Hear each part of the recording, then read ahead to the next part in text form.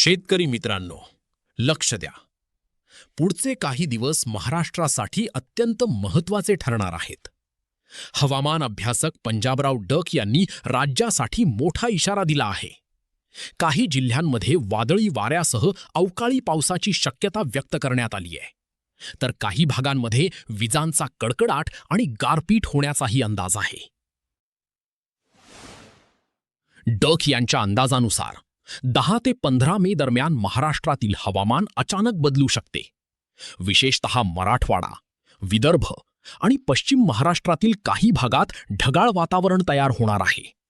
यासोबतच जोरदार वारे, विजांचा कडकडाट आणि हलका ते मध्यम पाऊस पडण्याची शक्यता आहे. उत्तर महाराष्ट्रातील काही जिल्ह्यांमध्येही हवामान बदल दिसू शकतो.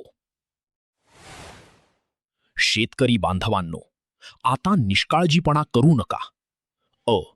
काढणीला आलेली पिके सुरक्षित ठेवा.